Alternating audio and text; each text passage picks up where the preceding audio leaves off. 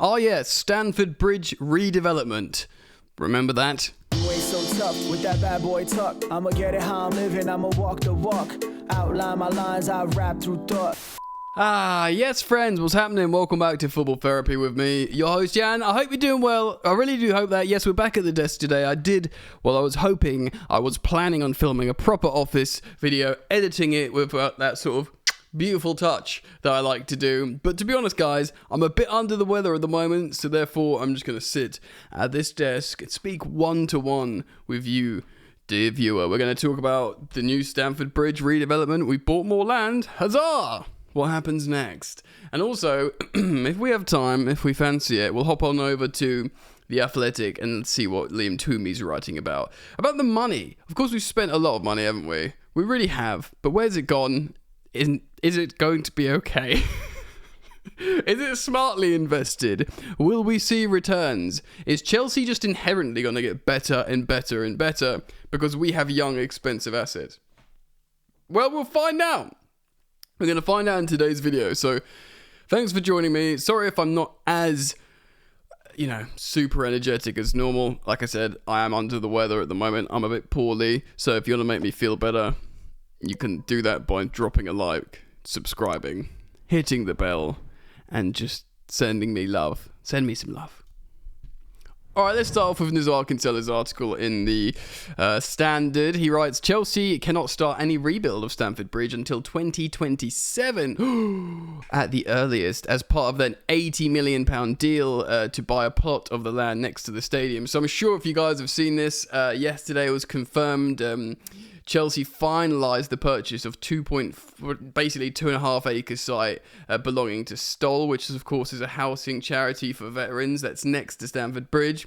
Essentially means, if you've probably seen the map, like Chelsea have got this like X amount of land and there's this sort of annex on it, these mansions, or these Stoll mansions, they're called, these housing that we've now purchased, which means our land can get bigger. We'll find out the ramifications of that. The deal clears a path for Chelsea to redevelop Stamford Bridge, though the club are still considering its options: a complete stadium rebuild, a stand-by-stand redevelopment, or a move to a new site. It's kind of interesting. Loads of Chelsea fans want a stand-by-stand. I think Liverpool have done that, haven't they? Chelsea don't want that so much because you lose out on money, because you lose out on match day revenue, because you have smaller capacity. And I guess it's less exciting, isn't it? Like a stand might open, it'll be exciting, but it's not like, Tottenham, of course they had to go to Wembley for a while, but when they returned to that Tottenham Hotspur Stadium, it was like a magical moment for them. And obviously a new site would cause huge problems. A lot of Chelsea fans and the Chelsea pitch owners, the whole gang, aren't so keen on a new site. But in theory, that would be probably the easiest for the new owners. But ultimately, the real estate, Stamford Bridge on Fulham Broadway, that is second to none. If you can make it work there, that's such an incredible place for a football stadium.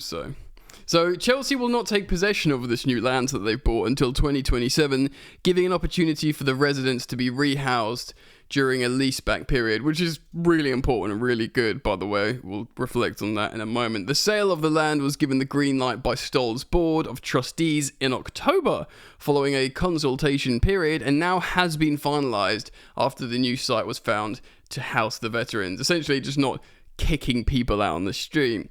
Parts of the Sir Oswald Stoll mansions will need to be included in any plans to redevelop Stamford Bridge because they were Grade 2 listed. Quote, we chose Chelsea, so this is like, partly because they gave us loads of money, partly because they have been helpful and supportive. And this is the CEO of Stoll CEO, a guy called Will Campbell Rowe.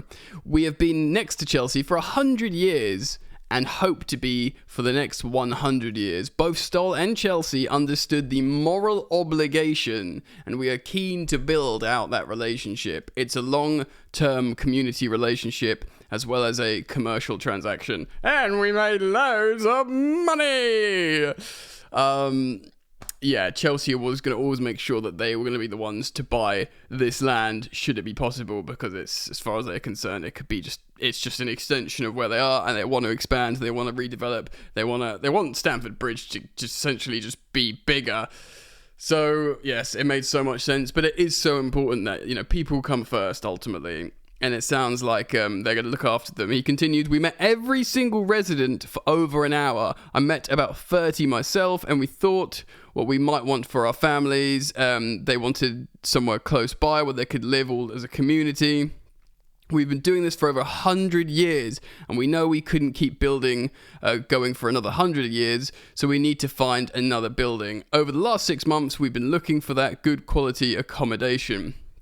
Look, this is really, really good. So they're relocating the people. They're giving them plenty of time, and this is paramount for me. You don't want, as distasteful in many ways and unsavoury the new Chelsea ownership story has been. Certainly, the optics haven't been great. Kicking out veterans from housing obviously would be the worst thing to do. And someone shared an Instagram story with me about a Dodgers player that keeps getting hired by Todd Bowley's Dodgers, even though he can't play baseball because of a medical condition and he can't afford health insurance. So just out of a good gesture of goodwill, they keep signing him and paying him. Or he gets the insurance from the Dodgers so he can pay for his medical condition. That's a very nice human thing, and by all accounts, that wasn't done as a PR move. That was just done as opportunistic to be nice as a human. So, we've heard it before, Tuchel said it even before he fell out with them, they're really good guys. Potter was adamant and meticulous to say, these are good people. Maybe it was more Todd Bowley than Badalik Bali. I know a lot of people don't like Badalik Bali. I haven't met either of them, so I can't comment. And Pochettino, they say there's something very human about these guys. Of course, we as Chelsea fans, understandably and rightfully so, are frustrated and upset with how things are going, and it can't go it just simply can't carry on like this. It needs to get better for Chelsea. And it's just so hard to think there's nice billionaires out there, but maybe there are. Maybe people are just nice. When you're that rich. Obviously, Chelsea fans love Roman Abramovich, but we know he's got a very, very checkered past, though the people who he liked, Abramovich, were very well looked after. Okay, cool. So Chelsea Chief Operating Officer Jason Gannon said, we are delighted to increase our footprint at Stamford Bridge and take a significant step towards ensuring the long-term financial sustainability of the club. Okay, yeah. So Chelsea, of course, want to build a world-class stadium by the end of 2030. They've got plenty of time. I mean, do they have plenty of time? I don't know. At the end, I'm going to be in my 40s when Chelsea have a new stadium. I'm going to be in my 40s. I didn't think that was happening. In my 20s when they were talking... They were talking about a new stadium when I was in my 20s. And imagine if you said, Jan, you're going to be in your 40s by the time Chelsea have a new stadium. That would blow my fragile little mind. Anyway, that's enough stadium talk for the moment. Let me know what you think. It's good that they're taking a human approach, relocating the veterans appropriately, and we'll see what happens. Do you want to relocate? Do you want to stay on site? Comment down below. Let's see what Tumi's saying about the Chelsea footballers, the expensive players, the huge investment, the depreciating assets, the Chelsea squad. Liam Tumi writes, money colours everything. Whenever and wherever, Shakira, isn't it? Chelsea fail on the pitch these days, a reference, usually gleefully and taunting in nature, to the £1 billion spent that the owners Todd Bowley and Clearlake Capital committed to transfer fees for player signings in their first free transfer windows, is never far behind. Essentially, every time Chelsea do something bad, well, they spent £1 billion in pounds. Look at these guys. They spent £1 billion. What, that guy couldn't take a throw-in? Well, they've spent £1 billion. Hold on. The toilet cleaner hasn't cleaned this toilet well enough. I mean, they've spent £1 billion. It is just like the slogan, isn't it? That gargantuan number sets the parameters for both the expectations and the Schadenfreude. What does Schadenfreude mean? I'm just going to find out live here on the recording, because a pleasure derived by someone or another person's misfortune. I see you next Tuesday. Content. Most memorably encapsulated by Sky Sports pundit Gary Neville branding. I'm going to have to say it, to quote the blue... It's actually Bowley's, he missed that out, but Bowley's blue £1 billion bottle jobs. Why did Toby cut out Bowley? There's extra alliteration there. Still, in the closing minutes, of course, our Carabao Cup final defeat against Liverpool. Yeah, let's think about that a bit more. For many people, no further analysis of £1 billion spent is necessary. Oh, or is there? It offers an incomplete picture of Chelsea's overall transfer dealings. Of course, more than £300 million has also been recouped through their player sales in the same period, but as a numeric shorthand, it is accurate enough. The Athletic estimates that Bowley and Clearlake have committed £977.5 million to transfer and loan fees in the first 3 windows, with add-ons likely to take the eventual spend into 10 figures. So yes, with add-ons, the add-ons are pretty gargantuan in some situations. Like Mudryk, 62 million quid, could go to 88. That alone's probably sent you over, do you know what I mean? There's a lot of that. There's no debate that the short-term returns on that vast investment have been shockingly bad. I agree, I'm pretty sure you watching agree, with Chelsea forced to confront the very real prospect of a second consecutive Premier League season spent almost entirely in mid-table, followed by a second consecutive campaign without European football of any kind. I mean, we could definitely still get Conference League, but we move. Europa League, who knows? Look, man, I nearly did a video on this, but I'm not going to do it to you guys. I read somewhere, and I didn't research it enough to validate it, that there's an instance that 6th place in the Premier League could get Champions League, and Chelsea, had we been a normal football team that we could trust even a tiny bit, we could get 6th. Maybe we could, and then get Champions League, which would just be effing funny. But I'm not going to do that to myself. I'm not going to do that to you. So let's read on. So yes, of course, it's been poor this season, Toomey writes. But beyond the team's deeply inconsistent performances and often underwhelming results, there is a question that yields some equally startling answers. How much of the £1 billion Bowley Clearlake transfer spend have Chelsea seen on the pitch in the last 2 years? Oh, this might be interesting. So, you almost like on like a game show, like the footballers are behind me, like, investments, come on down. Starting off with the notable exception of Kendry Paez, who will complete his £17.3 million move to Stanford Bridge from Independiente del Valle when he turns 18, of course, in May 2025. Already being linked to Strasbourg. Fun. That's fun, isn't it? The Athletic has looked at all of Bowley's Clearlake's 29 other signings to examine what percentage of the available Chelsea first team minutes have they played. Okay, so this is going to be wild, isn't it? So based on the results, the players were divided into 4 brackets.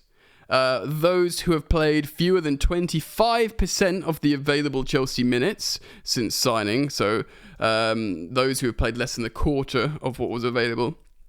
Those who have played between 25 and 50%. And then those who have played between 50 and 75%.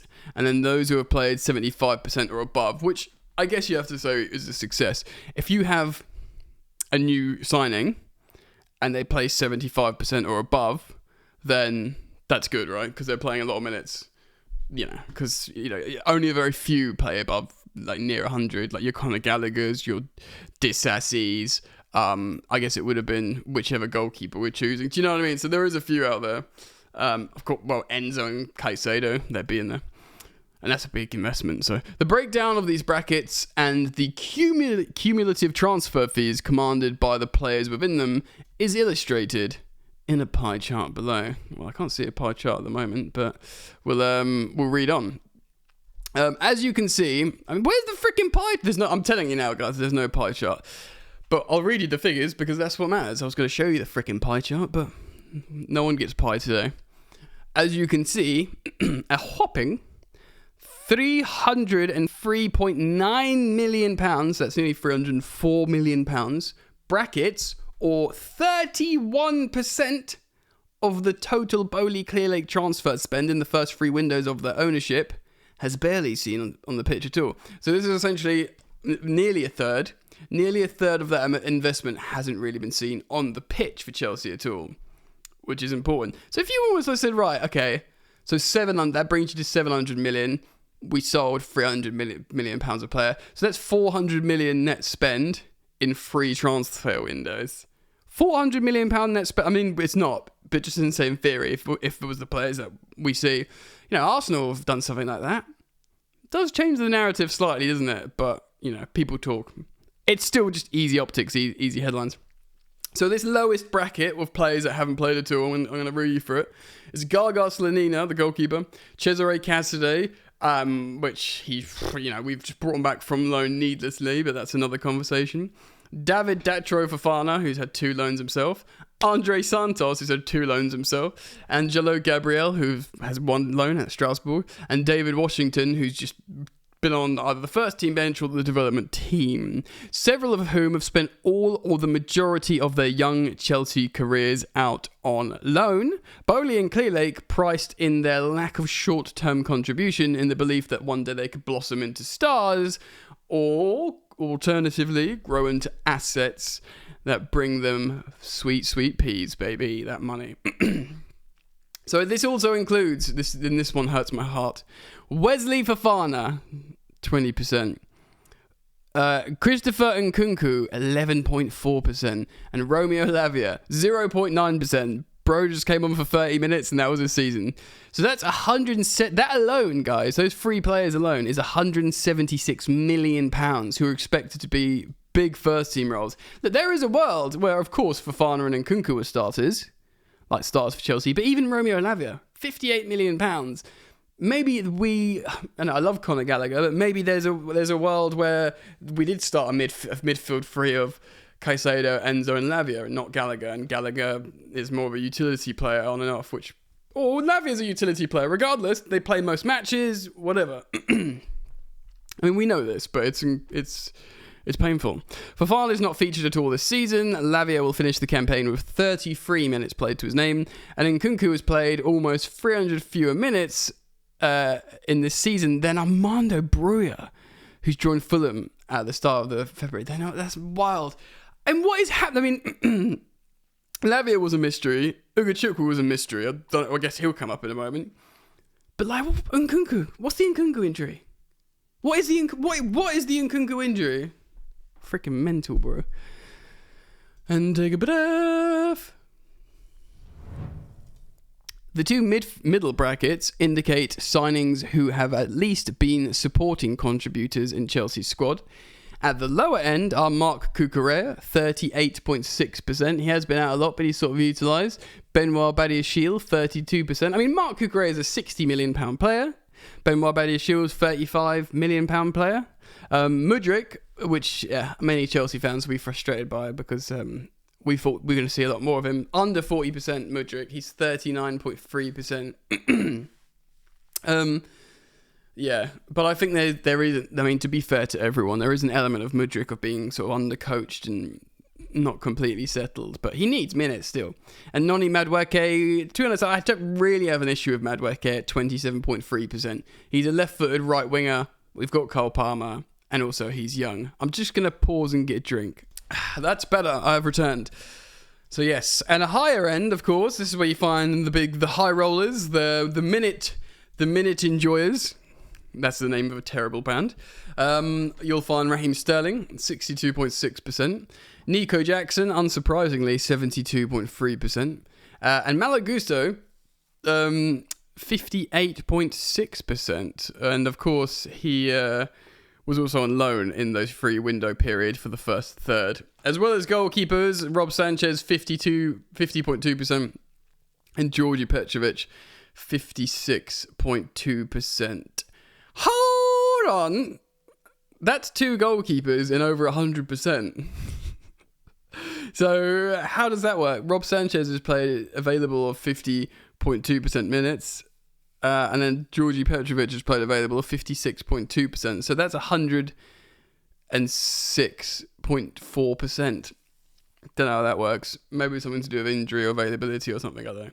Only 4 players have been on the pitch for more than 75%. So yes, this is it. When you spend loads of money, people think you're buying big players that are going to be starters. So essentially these kind of players, right? There's only 4 players. There's, of course, unsurprisingly, Fernandes, 83.9. Unsurprisingly, Caicedo, 85.8. Unsurprisingly, Disasi, which I told you is the most played, which is 95.4, and of course Cole Palmer, 86.3%. Now, of course, it is a big investment. On the top of my head, Caicedo and Enzo, 220, Disasi, 255, Cole Palmer. Let's just say about 300. It's still 300 million that played a lot. It's not quite a billion, but it's 300 milli. This is not a direct indicator of a successful signing. Fernandes and Caicedo in particular appear to have struggled with a high load, but it does not underline that they're regarded, but it does underline that they were regarded as key cogs in this rebuild. Yeah, like we needed them, that's true. But they are overloaded, like Toomey writes, in terms of their redlining, and also they're yet to, I don't know, find their best form. I think Enzo's recently come out and said that in a quote, like, I want to turn back into the World Cup, Enzo. You haven't seen the best of me yet. It's the stuff like that he's come out with. And I think it was the Chelsea website or Chelsea interview. I'm not entirely sure, though. Fernandes and Caicedo's status as 2 as the most 4 expensive Premier League signings. I believe they're literally the first and second most expensive. So they're the 2 of the 2, you could say. On one hand, it saddled them with arguably impossible expectations at a time when both are still developing their skills. On another, it virtually guarantees them opportunities to play through their mistakes and stretches of bad form, since Chelsea have invested so much in their success. Yeah, because you don't even think it like that, like asset depreciation, like we've invested in your success. It's not even like, oh, we've paid for you, so we got to use you. With like Raheem Sterling, like high wages, we might as well use him. It's like, no, we've like bought a very, very expensive seed, and we need it on the pitch to grow, if that makes sense. I think that's a good analogy. Below them, of course, there are other expensive acquisitions from Chelsea in this Bowley-Clearlake era that have diverging fortunes. Mudryk and Cucurella are not as prominent in this Chelsea team as their price tags would suggest, both around 60 million, both around 62 million actually, as they should be, while Sterling, the marquee signing of summer 2022, has not played enough minutes to be viewed as integral, of course, missing no significant time through injury. Over the past 2 months. Yeah, Sterling, we've done Sterling to death, haven't we? Like, he deserves respect, I think, because he's not doing anything wrong, but and he's like always available, but yeah, he's not the one, baby. The fact that Fernandes and Palmer, 2 of the most important players to the Bowley-Clearlake project, were deadline day signings, only provides further ammunition to those who believe in their unprecedented recruitment drive was haphazard or lacking coherent strategy. Yeah, I know what they mean. It's not like, oh, we've been scouting this guy for 18 months and we're going to buy him on the first day of the transfer window. No, they're done literally in the dying hours of the transfer window, which shows like, are these the guys? And they just worked out. Could you say luck? Maybe, maybe not. We were negotiating for a long time for Enzo.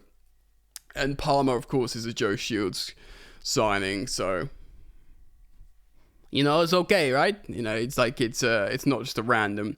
Chelsea were also only in a position to announce the arrival of Caicedo on August the 14th, a day after the opening game, despite pursuing him as their top midfield target for much of the summer.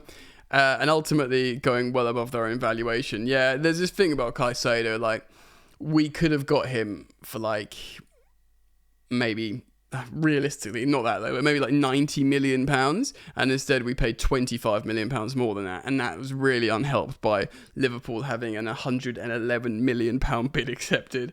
So we had to, not only did Caicedo fortunately say, actually, I want to go to Chelsea, thanks Liverpool, like, he called up Klopp apparently, said, no, I want to go to Chelsea, but Chelsea still had to pay more at that point, like, but it was like, all right, slap £4 million on, which was made at 115 instead of Liverpool's 111, but we effed ourselves big time. It's one of those things that if you could go back in time and redo the negotiations, you'd go to Brighton and Tony Bloom and go, yes, Tony, like bowing, like, whatever you say, Tony, we love you, Tony, here's the money, like coming across his mugs, like, we wanted to do 70 million. What, 85? Okay, 90 million. Like, you'd almost have to just, like, really just make him feel like he's getting the money. Because obviously as time went by, he was like, screw these guys, I'm going to take them for a ride. So it would have to almost be overly passive. I don't know, but either way, you'd do it again, wouldn't you, to try and not spend £115 million.